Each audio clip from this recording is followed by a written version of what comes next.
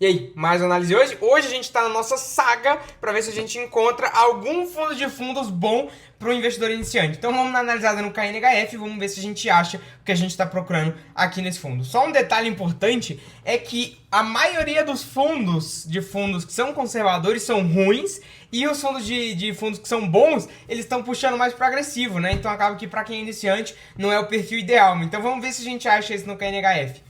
Antes de ir pro relatório do fundo, eu quero mostrar para vocês o fato relevante que ele soltaram, que ele vai comprar 25% do Shopping Uberaba por 146 milhões, e aí são 30 mil metros quadrados, e aí ele vai pagar parceladinho, né? São 5 parcelas, a primeira de 50 milhões ali na data de fechamento, e aí tem mais algumas parcelas aí durante 5 anos, então assim, bem tranquilo, né? Bem tranquilo em relação a isso. O Shopping, ele comenta um pouco mais da tese de investimento aqui, não nada tão relevante assim, e vai ter uma renda mínima garantida, só que, né, uma renda mínima garantida muito irrelevante, já que a gente está falando que 90% do shopping já está alocado, então acaba que não vai, acredito que essa renda mínima garantida nem vai surgir. Ainda tem uma opção de compra e uma opção de venda ali, caso alguns acordos ali do contrato não sejam cumpridos, mas acredito que isso não vai acontecer, então a gente pode falar aí que o Shopping Uberaba é do KNHF. Agora, no relatório dele, a gente tem aqui 1,9 bi, né, quase 2 bilhões em patrimônio líquido, é muita coisa, são 37 mil cotistas, e uma cota que a patrimonial tá 98 e a mercado tá 90, então já tem um deságio aí interessante, além do duplo desconto que a gente tem em fundos de fundos, hedge funds, multi-estratégias, enfim, chame como quiser, né? Só que essa cota dele aqui não deve estar 98, 98 é de outubro, né? Agora a gente já passou por novembro, teve algumas complicações aí no IFIX desabando bastante, então a cota patrimonial dele, como ele não é um fundo de fundos puro, né, ele acaba diversificando entre imóveis e CRIs, a cota patrimonial dele eu chuto que estaria ali em torno dos 96, 95, 94 reais, então é um deságio aí, né, um PVP um pouquinho maior do que a gente tá, do que quando você entra no status invest da vida, é um PVP que não vai ser de 0. Vamos ver quanto que tá aqui, 0,15, né, 0,85, que daria um desconto de 15%. Nesse caso, eu acredito que deva dar um desconto aí, algo em torno de uns 10%, fechou? Aqui a gente também tem a LCI e o caixa dele, que corresponde a mais de 18% do valor investido do fundo, que está reservado para pagar as parcelas do fundo, né? Ele compra nesse modelo parceladinho, como a gente viu aqui, ele parcela durante bastante tempo, e ele tem 2 imóveis que ele comprou, o HL Faria Lima e o São Luís, que ele ainda não pagou totalmente, e aí, para não ficar alavancado além do que deveria, a gente tá falando de Quineia, né? A gente não tá falando de Valor, a gente tá falando de gestora boa, né? E aí, falando de Quineia, a gente tem que para não ficar alavancado, o que ele fez? Pegou LCIs e colocou dinheiro em caixa, ou seja, ele ganha dinheiro enquanto tá pagando a prazo, ou seja, o dividend yield dele fica maior, o cap rate dele fica maior e ele paga a prazo. Ah, mas tem correção por IPCA. Bom, é justamente o que a LCI e o caixa faz, então ele consegue fazer esse giro aí. A gente tá falando de gestora boa aqui, né? E aí, só pra você ver aqui no nosso informe mensal dele, são 172 milhões em valores a pagar, e aí ainda vai ter mais 100 milhões dessa compra aqui. Então a gente está falando de 270 milhões, enquanto o fundo tem algo em torno aí de 2 bilhões de patrimônio, daria uma alavancagem de antes dava uma alavancagem de mais ou menos 10%, agora vai aumentar um pouquinho mais para uns 15%, né? Lembrando que ele não vai fazer emissão por agora, já que está abaixo do VP, mas então ele tem esse valor em caixa de 350 milhões, se eu não me engano, a gente vai ver isso um pouquinho mais à frente, então dá para ele comprar essa participação do Shopping Uberaba tranquilamente, né? E aí, a gente tá falando de um dividendo aí por cota bem estável, né? Ele sempre paga aí o 0,90 dele, é um fundo bem estável, então se você tá procurando estabilidade, é iniciante, tá começando a investir em fundos de fundos ali para poder diversificar o seu patrimônio e não tem muito dinheiro, saiba que o dividendo dele é estável, ele é só um pouquinho arriscado, a gente já vai conversar sobre isso. Agora, a carteira dele, 45% tá em CRIs de IPCA, e é uma taxa bem arriscada, então aqui é bem arriscado de IPCA mais 12, é a taxa média dos CRIs do fundo, então saiba que é arriscado, e 12% em CRIs CDI mais quase 5, né, então a gente está falando aí também arriscado. Ao todo, dá quase 60% do portfólio em CRIs, mais uns 20% aí em caixa, e aí o resto fica com cotas de fundo imobiliário, 10%, e imóveis, 20%. A taxa de administração padrão Quineia, 1,20, é um pouco cara, só que para Quineia não é. Agora, 1,20 para Valor, Sonora, 1,20 para Vinci, aí já é muito caro. Agora, para Kinea, é a taxa padrão deles aí, é uma taxa que a gente se sente confortável em pagar. Só para você ter uma ideia, hoje o fundo, ele, o valor de mercado, o valor patrimonial dele seria algo em torno aí dos R$ 98, só que o fundo a 83, que é o valor que ele tá agora, vou pegar aqui no Status Invest, tá, o fundo tá 83,50, daria algo como um yield de IPCA mais 15. Então, pra você ter essa ideia, com esse deságio que ele tá, a carteira do fundo já é IPCA mais 12, né? Com esse deságio dele ainda, por cota aí, daria IPCA mais 15. Além disso, né, e o fundo ele caiu bastante, porque o pessoal tava considerando que ele é um fundo de fundos, mas ele não é um fundo de fundos, né? Ele é um hedge fund, então a participação de fundos aqui é a menor dele, né? Então, a gente tá falando de um spread de CDI mais 10, mais ou menos, tá? E IPCA mais 15, então uma taxa muito alta. O preço por metro quadrado de 19 mil reais por metro quadrado, os imóveis deles são bons, então é um valor que é bem tranquilo, e tá 15% descontado, então tá comprando imóveis na Faria Lima também com desconto. Claro que se você quiser fazer isso separadamente, você vai encontrar fundos com 40%, 50% de desconto, então aqui não seria um desconto tão avassalador, mas seria um desconto já bom, né? E aqui, a carteira de FII dele, a gente tá falando aí sim, 50% de desconto, 54% de desconto, na verdade mais, né? Quase 60% de desconto, quase 60% de desconto, com duplo desconto aí na carteira de FIIs dele. Então é interessante, né? Aqui ele comenta um pouco mais da linearização de dividendos, para sempre pagar a mesma coisa. Tem 0,24 centavos em reserva, então bem tranquilo também. A partir de janeiro, né? O fundo ele foi criado em setembro de 23, e aí a partir de janeiro ele começou a linearizar. E aí a gente tá falando aqui que nesse cenário atual, ele vendeu 16 milhões em fundos de shopping e logística e comprou esse mesmo valor aí, em 6 milhões na realidade, em fundos de escritório e residencial. Eu gostei bastante dessa movimentação, é um fundo que me agradou até aqui nessa parte do relatório, bem legal que o fundo vem fazendo. Aqui é padrão Kinea. A gestão acredita que o nível atual da Selic, né, em 12, tralalá, é um valor bem alto, né, e não é sustentável, algo óbvio, mas interessante eles pontuarem isso. E aí eles comentam aqui que no mês de outubro houve justamente o pagamento dessa parcela aí do edifício HL Faria Lima, né, que é um edifício aí de 150 milhões de reais que ele tem no portfólio, e aí ele pagou 22% do valor acordado, tá pagando as parcelinhas aí, e vai ter uma parcela também agora em maio de 25%. Além disso, a vacância, não teve movimentação, não teve saída nem entrada de novos inquilinos, ele tem uma vacância de 5%, uma vacância física de 5%, e a financeira é de 4%. Então, a vacância financeira acaba sendo menor do que a vacância física. E aí, como a gente já viu em alguns vídeos aqui do canal, se você não é novo aqui ou não viu alguns vídeos de lajes aqui do canal, pode procurar aí, a gente tem o JCRR, BRP, então tem bastante vídeo legal. Quando a gente coloca o inquilino novo para dentro do nosso escritório, da nossa laje corporativa, ele já não vai chegar pagando o valor do aluguel de cara, porque ele tem vários custos ali para mudar de escritório de um escritório para o outro. Então, você acaba dando uma carência para ele. E aí, essa carência é como se fosse assim, olha, durante 3 meses, cara, não precisa me pagar o aluguel não, mas depois eu vou querer. E aí, juntando essas vacâncias que o fundo deu, né, para os inquilinos, a gente tá falando de uma vacância financeira aí de 10%, ou seja, a receita dele tem um espaçozinho para aumentar nos próximos meses, né? E aí, ainda mais ele conseguindo eliminar essa vacância financeira aqui, a gente tá falando de um dividendo que pode ser um pouquinho maior nos próximos meses. Além disso, a única vacância é no edifício São Luís. O edifício São Luís são 3 torres, né? Então, é um espaço ali de 15 mil metros quadrados, e é o único lugar que tem uma vacância ainda, né? E aí eles acreditam que em breve vão locar essa vacância, então se o fundo conseguir fazer isso e as carências acabando aí, a gente tá falando de uma receita de dividendo maior do fundo, né? E aqui ele comenta um pouco mais da estratégia de CRI dele, que não tem nenhuma alteração nesse mês, que a gente tá falando aí das porcentagens, a gente já viu, uma taxa bem alta aqui, e a maior parte, a gente vai ver isso lá na frente, é residencial home equity e residencial pulverizado. Todos esses são CRIs agressivos, né? CRIs que pagam bastante, mas por outro lado, o devedor aqui não é uma empresa, não é um fundo imobiliário, não é uma multinacional, é pessoas, né? E aí você junta a dívida de várias pessoas, você cria o tal do pulverizado, o tal do home equity, e aí você diversifica aí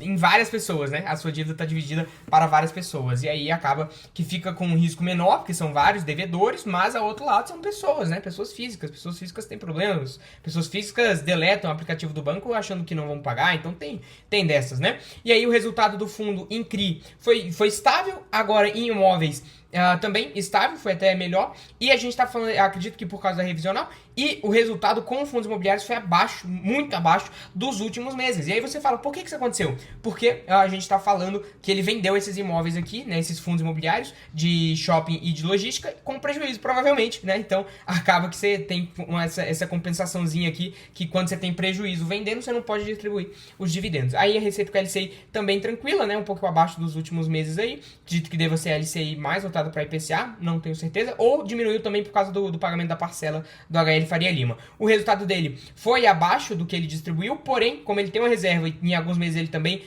manteve ali, distribuiu menos do que arrecadou, hoje o fundo está bem tranquilo em relação a isso, não vai ter maiores dificuldades para continuar o patamar de distribuição, né? Inclusive o guidance dele é manter esse patamar aqui de 0,90 durante os próximos 3 meses. Aqui tem um pouco mais das receitas, né? Todos estáveis, realmente o que mudou foi a venda foi o prejuízo, né? A venda de... E um ponto interessante, essas LCIs ali que ele mantém para poder fazer a gestão de caixa e poder pagar as parcelas, é muito interessante que ele usa o mecanismo de compromissadas, né? Então ele acaba ganhando tanto em juros quanto na LCI em si. Muito interessante isso, né? Um ponto que eu também não comentei, né? O que é compromissada? Primeiro de tudo, né? Você deve estar meio perdido aqui se você é novo no canal. Eu vou deixar o vídeo do Knip aqui no card, que é onde eu explico esse mecanismo da compromissada reversa que a Kinea utiliza e acaba gerando um resultado a mais para ela, consagrando-se assim uma ótima gestora, né, no mercado. Aqui a gente tem que o fundo, ele investe 108%, 109% do total, né? E aí você se pergunta, como é que um fundo consegue investir mais dinheiro do que ele tem? Justamente por esse mecanismo das compromissadas reversas e também por conta que ele tem essa alavancagemzinha. Então, quando você tem essa alavancagem, você acaba investindo um pouco mais do que você tem de patrimônio, né? Então, você investe mais justamente por causa dessa alavancagem. Lembrando que a compromissada reversa é uma espécie de alavancagem, só que é uma espécie de alavancagem que você não gasta dinheiro e sim ganha, né? Então, interessante comentar sobre isso. Aqui, justamente, ele tem os 350 milhões em caixa. Então, essa parcela aí, chegando a 270 milhões que ele vai ter que pagar de parcelas futuras, ainda tá tranquilo a posição de caixa dele. Aí tem o valor a pagar aqui do HL Faria Lima e também do São Luís. E aí o fundo resultaria menos o Uberaba, seria cerca de... Ele deve estar 30 milhões, então tá tranquilo ainda pro fundo, né? E aí ele comenta justamente disso aqui e não tem a compra do Shopping Uberaba. Agora falando da carteira do fundo, a gente tem os maiores devedores aí, o BROF, e aí tem vários... O BROF é um fundo imobiliário, a gente já vai ver, e aí várias equities, né, home equities aí, dívidas de pessoas físicas, que é tanto o MRV, que é uma construtora, então ele acaba fazendo esse financiamento aí pra pessoa física comprar o apartamento dela. Então tem bastante MRV aqui, ó, MRV aqui, MRV aqui, MRV aqui, MRV aqui, e a mesma coisa com creditas, né, creditas aqui, todos esses aqui creditas, também tem creditas aqui, creditas aqui, creditas aqui, então tem bastante creditas por aí, e aí o BROF que acaba sendo o maior devedor, se a gente olhar aqui pela tabela, né? Lembrando que, né, olha como é que é alta a taxa dele. Então são todas essas dívidas, todos esses CRIs dele são CRIs arriscados, tá? Então por isso que o fundo acaba conseguindo pagar bem. Você entra aqui no Status Invest, 13% e tal de yield, tá interessante, só que a gente tem que lembrar que são dívidas arriscadas e a maior parte, como a gente já viu, 60% da carteira dele tá nessas dívidas, então você tem que lembrar que é um risco maior que você tá correndo aqui, né? E não acaba investindo tanto em fundos de fundos, mas sim em imóveis, em dívidas, também em fundos, em ações. Então, ações representa 0,8% do portfólio, então acaba sendo nada, mas você tem essa diferença aí de um fundo de fundos para um hedge fund. Inclusive, a tendência agora é que todos os fundos de fundos virem hedge funds, né? A gente já comentou isso em outros vídeos do canal e é um movimento que vem acontecendo no mercado. Mas só pra você ver que a taxa dele é IPCA mais 10, IPCA mais 12, IPCA mais 9, IPCA mais 12, IPCA mais 12, IPCA mais 13 aqui, né? 16, IPCA mais 16, né? Esses três aqui, ó, seguidos. Então, assim, esse aqui também, então, e esse também. Então a gente tá falando aqui de um crédito muito arriscado, né? Muito arriscado. Porque se alguém vai pagar IPCA mais 16, significa que ela vai ter que ter um retorno de IPCA mais 20 para poder pagar essa diferença aí e ficar com 4% de lucro para ela. Então a gente tá falando aí que quem consegue gerar IPCA, inflação mais 20 de resultado? Pouquíssimas empresas. Você abrir aí o Status Invest, procurar por empresas que geram um resultado acima de 25%, né? Um ROI ou uma margem líquida acima de 20%, são muito poucas dessas empresas, né?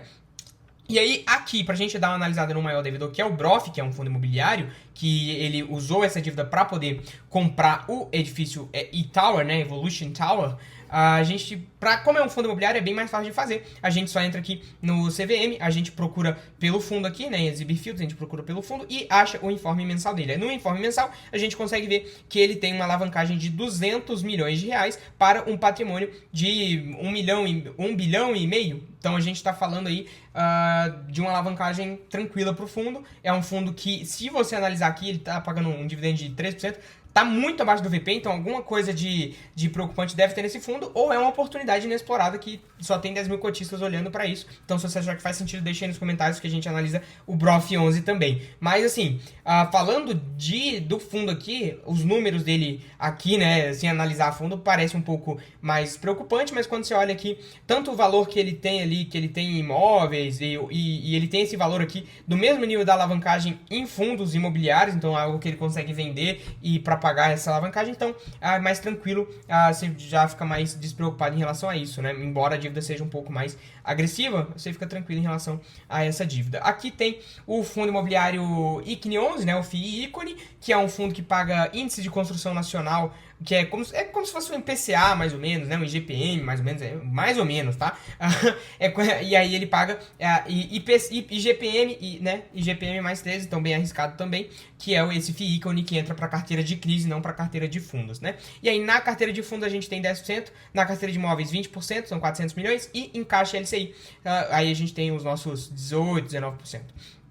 Além disso, né, a gente tem aqui o portfólio imobiliário dele, que são as Torres São Luís. As Torres São Luís são bem legais, bem interessantes. E também a gente tem uma ABL, uma área bruta locável de 15 mil metros quadrados, e o valor de avaliação é de 260 milhões. Isso dá mais ou menos um preço por metro quadrado de 17 mil reais por metro quadrado, que não tá tão elevado assim, então foi uma boa aquisição, uma compra bem feita, né? A vacância aí é o único prédio, o único edifício aí com vacância, os locatários são ótimos locatários, e aí tem o HL Faria Lima, que são 3 mil metros quadrados para 150 milhões de valor, né? Então, assim, a gente tá falando de 22.500 reais por metro quadrado, então já é um salto bem expressivo, né?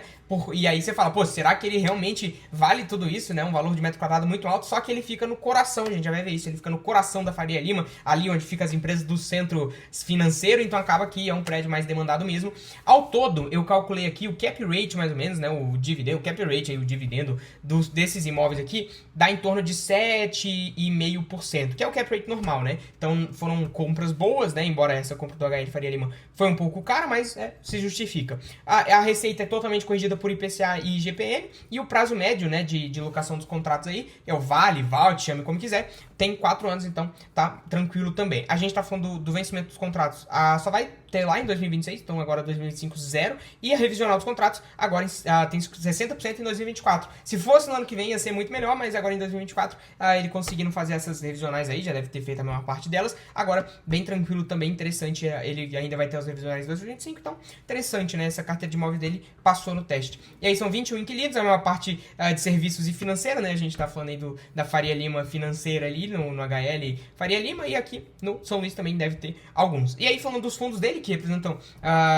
esse aqui, né, o BRCO, que inclusive ele deve ter vendido junto com a LVBI para diminuir a exposição, representam 1,6% e 1,2%, então são exposições bem pequenas, né, então em geral a carteira de fundos dele aqui é bem tranquila, é bem interessante, bem tranquila. Ações também representam 0,8%, então metade disso é 0,4% na MRV, então bem tranquilo também, nada com que se preocupar. Aqui a gente tem justamente o HL Faria Lima, localizado no quadrilátero mais cobiçado de São Paulo, ali na Faria Lima, pelas empresas do mercado financeiro, enfim, ele comenta justamente sobre isso, então foi uma compra boa. Agora, a gente tem aqui os créditos, né, tanto da Acreditas aí, que é o multi home equity pulverizado, enfim, tem alienação fiduciária e subordinação, é um CRI aí que é meio agressivo, então eu gostaria de saber o LTV certinho dele, mas enfim, não temos aí. E também o FII Ícone, ele comenta aqui o que é o FII Ícone, né? São 80% em 3 SPS, enfim. Também é um fundo que ele criou para fazer essa operação de empréstimo aqui para Mitre. E a gente também tá falando aí do Ed Tower, que a gente já deu uma olhadinha,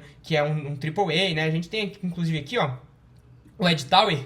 Na verdade, o HL Faria Lima, né? O edital eu não sei onde fica, mas o HL Faria Lima eu dei uma pesquisada porque eu achei muito caro, né? O preço do metro quadrado, R$ 22.500. E aí eu dei uma pesquisada, é um prédio bem pequenininho, perto da maior parte aqui dos prédios da região. Porém, ele é um prédio bem localizado e fica do lado do Infinity, né? O Infinity que, coincidentemente ou não, ele é um prédio que foi comprado por 2 bilhões, 1 bilhão e meio por alguns empresários aí, e eles precisaram pegar uma dívida, né? Pegar uma dívida para poder comprar esse prédio. O Infinity é gigante, né? Gigante. Para poder comprar esse prédio. E aí, quem emprestou dinheiro para esses empresários aí comprarem o Infinity foi justamente um fundo da Kinea. Se foi o Kinip, o KNCR, eu não sei exatamente. Procura aí os vídeos dos Kinips aí, Kineas, KNCR, os fundos da Kinea aí que você vai achar. Inclusive tem uns shorts dele também. Tem uns shorts falando sobre a história e tal, da compra, bem interessante. Então procura aí, você vai achar, é bem interessante mesmo, recomendo. E aí tem o HL Faria Lima aqui, um prédio baixinho, mas né, pelo valor ali, deve estar na média aqui do metro quadrado dessa micro região aqui, né? Sobre KNHF é isso, é um fundo muito bom, inclusive de fundos bons, né? Eu deixei num comentário, a gente tem de fundos bons, fundos de fundos de multi-estratégia, hedge funds, enfim, fundos bons mesmo hoje, que a gente já analisou aqui no canal. Tem o RBFF, o RBFF, vou deixar no vídeo no card. O HFOF, que não é tão bom assim, mas ele tá muito descontado, então pelo preço acaba ficando interessante. E o resto é mais ou menos, né? E o KNHF agora, até agora, foi um dos melhores fundos, né? Só que todos esses 3 fundos que eu falei agora são fundos um pouco mais arriscados. Então acaba que não é o fundo ideal ainda para um investidor iniciante, né? Mas de toda forma a gente segue a saga aqui. Se tiver algum que você acha que é interessante a gente analisar, pode deixar nos comentários. Deixe seu like, se inscreve no canal. Inclusive chegamos à marca de 500 inscritos, então a gente já pode em breve criar uma comunidade aí, uma comunidade para ter vídeo antecipado, você poder ter vídeo antecipado, eu falando de fato relevante. Então eu quero trazer vídeos falando de fato relevante. Na hora que sair o fato relevante, o fundo comprou tal coisa, eu faço um vídeo rapidinho de 2 minutos ali e você já tá por dentro da movimentação daquele fundo. Também trazer uma reunião mensal, né? Então todo mês a gente se unir ali para conversar, trocar uma ideia de fundos imobiliários, até ações, quem sabe, se vocês quiserem. Mas se vocês acharem essa ideia legal, já se inscreve aí no canal e aí já pode meter bala, assistir os vídeos que estão no card, assistir os outros vídeos aí que a gente já cria essa comunidade. Fechou? É isso? É nóis e